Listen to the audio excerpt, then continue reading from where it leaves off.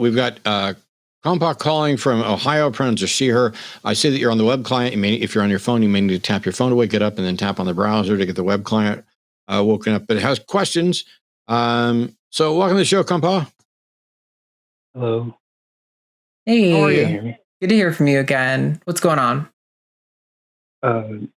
Yeah, so I guess recently, a lot of it stemmed from a conversation I had with a friend, but ever since I started taking like a lot of theistic stuff into account and reading the Bible more, especially whenever I get a conversation with someone else about like anything God related, and it gets to a point where they're defending some more of the like heinous stuff in the Bible, the slavery stuff, for example, I tend to,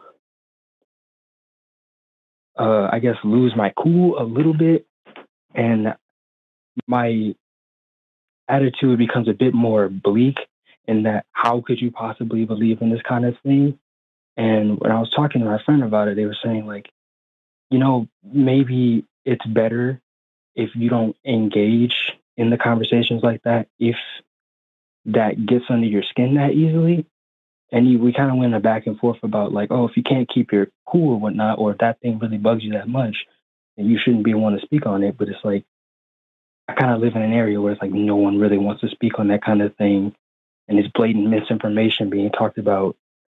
And when I see that blatantly starts to affect the people I care about, because the way people treat us will be different if you let people talk that kind of way. Especially down here in Ohio, where stuff just keeps getting more red, and quite frankly, I'm a bit paranoid about that. Yeah. But I don't know. I kind of wanted a second opinion. Like, is that too much? Is that like something I should think about bowing out of? Do I just keep that to myself? Well, I'm gonna make my response really quick and then let Arden jump in here with her thoughts, because I think her thoughts are going to be more valuable than mine. Because as we all know, I don't really care that much about keeping my cool unless I put an effort into it, because I think there is justification in righteous anger and indignation. And if I'm dealing with bigots and liars, I'm gonna call a bigot a bigot. I'm gonna call a liar a liar. And if someone has a vile, disgusting, anti-human position that they're advocating for, I'm going to call them out on that. And I genuinely think that the people who aren't angry about it have something wrong with them, that they are so willing to tolerate terrible views from terrible people that are genuinely doing harm, that they're not doing anything to help make it better. That said, if it's causing you distress, I think you should definitely bow out of the conversations. And if your anger is clearly inhibiting any good conversation, definitely at least stick a pin in it, take a break, and come back to it at a later time. But I don't always take my own advice on that. Yeah, I think, it's kind of like a thing people say, but there's value to the notion that when you're first kind of deconstructing, that maybe you shouldn't get into debates for the first few years as you kind of process those emotions and kind of digest it. Like we tend to say, maybe Matt less than some other hosts, but a lot of us, still Matt stays cool in a lot of situations. We tend to stay pretty cool in the face of people saying some of the most awful shit, like you're talking about, justifying the slavery, justifying like a lot of these anti-trans positions and stuff. And that's mostly because a lot of us who are on the line here did a lot of work to, internally accept the situation we're in and to, find community and feel like we're supported and happy and strong. That way, it's not like I'm raging against these people because I'm isolated and alone and will be alone if I, cut them all off. But that said, your anger is totally justified. And like Matt said, I completely reject the notion that we have to be civil with people who are justifying inhumane acts, whether that's for political reasons or religious reasons. I think you are totally justified in cutting people off and setting whatever boundaries you think are necessary for your well-being. That said, I would know you. Last I talked, I think you were maybe in a situation with like your family, with your mom, and like living with her, maybe. So, obviously consider your safety and well-being. But yeah, I mean, I think it's valid to be angry. I'm angry all the time. One of my friends today at the Reptile Expo was mentioning that her husband is very Republican, and I was like, well, I'm gonna say shit. Like, if he says shit to me, I'm gonna say shit back to him because I can't keep my mouth shut. I am also full of anger on these things and very prone to popping off because I just can't keep my mouth shut when I see something that pisses me off like that, and I think it's actually wrong. And I think that's a good quality to have. It can make you a passionate activist and a good defender of truth and humanity and all of those things. But I do think you need to do the internal work to know how to control that, because yeah, it can get you in some bad situations, and it can hurt you as a person, and that's not good. So Yeah, because I guess I've gotten to the point where I can have the kind of conversations and I can walk away feeling fine. It's just, especially when it's someone like at my college or someone that I frequently have to take the bus with, sometimes they'll say something that is really off. Like, uh, there was a guy who at my college who was very, very against a lot of the trans people there, which there are quite a bit of queer people at my college, considering like art college and whatnot. So we tend to have a bigger population. And when it came to the subject of bathrooms, I kind of, I'm sorry, I'm kind of the person who tends to hear something that could really go either which way, and I really want clarification just so I know. Like, I'm the kind of person that just kind of asks, "What do you mean by that? What do you mean by that? Do you realize that you might also be saying this when you say that?" And I guess every now and then I get the person like telling me like, "Hey, when you are prying that much into it, like you're kind of hurting your side of the conversation because you come off as annoying. So like the point won't land and whatnot." I've been trying to take that into account. And then I saw the show earlier today, and Forrest brought up the idea of the angry atheist. And whenever I start prying, I feel like I might be going into that from the other side's perspective. Then yeah, I also watched. I'm sorry. No, that's okay. I didn't. I was just gonna say, to the extent that that's true, this is what it's definitionally. This is marginalization, right? Like, you are held to a different standard. Atheists are held to a different standard. Trans people are held to a different standard. People are advocating for things that ruin our lives, that make our lives more difficult, that make us second-class citizens, and we're expected to treat them with civility and kindness. And I say, fuck that. Like, are there people who are going to do the constantly civil and kind thing? Absolutely. Representative Sarah McBride is a champion of always keeping her cool and responding with dignity, if that's how you view that. But I don't think it's necessary. I actually think we should be calling out a lot of this stuff with passion and fire. Like, don't get kicked out of your class. Like, don't pick fights that are going to get you in trouble. But like, you know, I think it's bullshit that we are held to a different standard, and I just kind of refuse to accept that. And I think it's totally okay to be justified, to be angry, righteously angry at the circumstances of where these people are advocating for things that make us second-class citizens, and that sucks. I'm not going to be nice to someone who doesn't see my humanity. I'm not going to justify my humanity to someone who doesn't value it already. To those people, they will get nothing but scorn and vitriol from me. To people who want to have a conversation, who genuinely don't understand, I will show up with patience and honesty, and I will help them navigate the conversation. But when you're already coming in thinking that I'm a man and I'm a predator if I'm going into a bathroom, you're going to get nothing but teeth from me. And I think that's totally valid.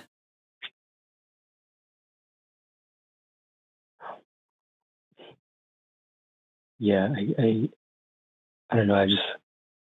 I felt like I might have been getting in my own head a bit, but hearing that gives me a lot more less compensation, but confidence. Sorry. But Yeah. it definitely gives me a bit more assurance that, like, at least I'm not just going over the top for nothing, I guess. Thanks. And it's one of the things to remember is that how you feel and how you react is still valid. It may need some adjustments. It may be that it's not particularly healthy for you. It may be that it's not particularly beneficial to other people, or even the conversation, but it's still, this is what you're experiencing. I'm in a weird position. I am live and have been live on call-in shows for 20 years, almost 21 years, actually. It's 20 years this month from the first time I called into AXP. Or no, that was a year ago. Anyway, it doesn't matter. I'm in this weird position where I'm going to have conversations with people publicly that are going to be recorded and saved forever. I have, at last estimate, 73 buckets of privilege. If we could quantify privilege, I got loads of it. There are areas where I'm less privileged, but I am definitely privileged. I'm a cis, het, straight, white, able-bodied, middle-class male, with, I don't have a boss to answer to. I mean, apart from, Arden and Jimmy, but, I would have to fuck up pretty bad to get fired. And I realized that there's a couple things that are going to happen. One is that I'm going to have these conversations that other people can't have for several reasons. One reason is that they may not know enough, they may not be practiced out enough at it, or they may not be privileged enough to be in a position where they can actually stand up for what is right, damn the consequences. And I made a conscious decision to make sure that instead of just saying, oh, I'm privileged and ignoring it, but to make use of it, to try to be an advocate for the people who can't. And that's the reason that Arden and I are wearing the You're Safe With Us pins. It's the reason, somebody reminded me, veteran also. It's the reason that I spent time doing debates about abortion. I'm never going to have an abortion. I'm never going to have an option to have an abortion.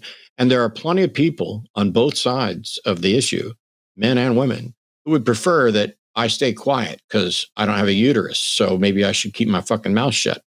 Problem is there are plenty of people who have uteruses who aren't able to speak up, despite the fact that they might agree with me. And they may not be as good at public speaking. So I'm going to use all the privilege that I have access to stand up for queer folks, to stand up for minorities, to stand up for the maligned, to stand up for people with uteruses, people who can get pregnant. I'm going to do it for stand up for kids who are trapped in families that are religious to the extent that maybe they're Jehovah's Witnesses and they can't get a blood transfusion. So their kid is just going to die because the parents have bought into religious bullshit. That's a difficult situation. How do you look at a parent and say, I know you sincerely believe this religious model, but your kid is dying and you're a complete fucking monster if you deny them the best access to the best medical health care because you're magic friend in the sky. If you can't say that, family and friends don't tend to say that to people. They're more interested in keeping the peace. I have this huge advantage, and I will tell every parent that beats their child, you fucked up. You are causing harm. I will tell every parent that denies their child medical care because they think God doesn't want it, you get to make that decision for you. You do not get to kill your kids with your irresponsible, gullible nonsense. I will tell every bigot that wants to say, ooh, you're gay, homie, or this and that, or just to marginalize and further marginalize people. James Acaster James Acaster is absolutely brilliant, British comedian. In one of his specials, he did this really quick bit about an edgy comedian making jokes about trans people. And he's like, yeah, the trans people, because they have it so good. Let's target them. I forget. I screwed up your joke, James. I'm so sorry. But go watch James A. Castro deal with that. He's funny. But my only recommendations to you, Kompa, is if the people who are telling you that they want you to calm down, have a conversation with them and say, what is it you think I'm doing wrong and why? Because I think you're going to find that some of them aren't concerned about your well-being. They're not concerned about the issue at hand. They're concerned about keeping the peace. Yep. They are concerned about not rocking the boat. And what have they done? If they agree with you on the issue, why are they not as excited as you are? If they don't agree with you on the issue, I don't need strategy advice from them. But if they do agree with me on an issue and they think I'm doing it wrong, I want them to demonstrate how to do it right and show that it's more effective than what I've done. In the 20 years that I've been hosting these shows, I've done shows where I never raised my voice, never uttered a curse word, was nothing but patient. I've also done shows where most of the calls were incredibly heated. I have yelled. I've called people names. I don't think that I'm right on all of those. I think I've been wrong many times in how I responded. I think in many cases, I was so mad that it messed up any hope of reaching the people who were watching. Sometimes I've even gone so far as to apologize for it. But the people who email, who tone police, and are like, oh, Matt's only taking calls so that he can call people stupid and hang up on them and feel better. No, that's not why Matt's taking calls. And when you say things like that, you are projecting your perception of what you think it's like to be me because you're too much of a coward to actually be me. And that's the truth. Like just last week, Seth and I did a show together. Seth and I have been friends for years. We'll continue to be friends. But he called me out for calling someone stupid as fuck. I think people were expecting fireworks. There was none. There won't be any. We talked about it after the show as well. Seth's talking about whether or not calling someone stupid as fuck is very effective. And genuinely, in most situations, I think Seth is right that calling someone stupid as fuck is probably not very productive for them. But calling someone stupid as fuck might be very productive for the people out there who share that person's opinion, but aren't on the phone. And it was definitely effective for me.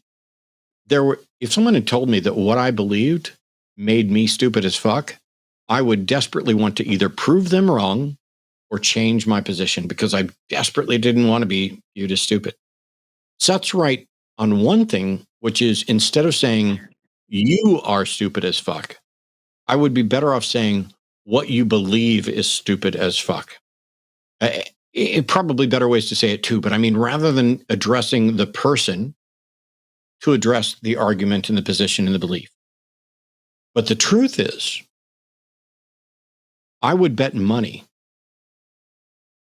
that if you talk to the people who agreed with Seth, probably including Seth, and asked, yes, I agree with you that Matt shouldn't have called that person stupid as fuck, but asked them, do you agree with Matt? Was what that person is saying stupid as fuck? The overwhelming majority of them would say yes. And so that means I'm the one that's willing to say what they're not willing to say. Now, all of a sudden, instead of talking about who's correct, we're just talking about strategy. If somebody's got a better strategy, show it to me. Show it works. Because nobody's done this as much as me. There's not an atheist on the planet, probably, that has spent as much time doing this as I have. That doesn't mean I'm right. That doesn't mean I'm not wrong. It just means I have a wealth of information about what works and what doesn't. And I could share some of it if somebody hadn't screwed me out of 18 years of email. Anyway, that's enough of a diversion there, Kompa. No, I mean, I feel like I kind of needed to hear that. You came through. You're coming through really quiet, Kompa. I don't know if. Is this better? A little bit. a little bit. Okay, we were hearing some feedback too, but now it's not. Yeah, I think the only thing I want to add, Kompa, and then we'll give you some time for some final thoughts, is like, you should use this anchor. This is righteous anchor. It's justified. There are problems that you are looking at. And I think whatever field you want to go into, it could benefit from your righteous anchor. And I think I tend to not advise people to get into content because there's a lot of extra bullshit that comes around doing this stuff. Like, that is not fun and not good at all. It is not as glamorous as people seem to think it is. But like, if you are interested in research or any other field, having your voice there, an angry atheist, would be so valuable. There's so many, like, we need more atheists in law, in the ACLU advocating for people's rights. We need more atheists who are in the nonprofit sector helping to organize for people and get resources to people who need them. We need more atheists in so many fields. And you have that fire in you, that anger in you. Good. Use it. Do something good for the next generation.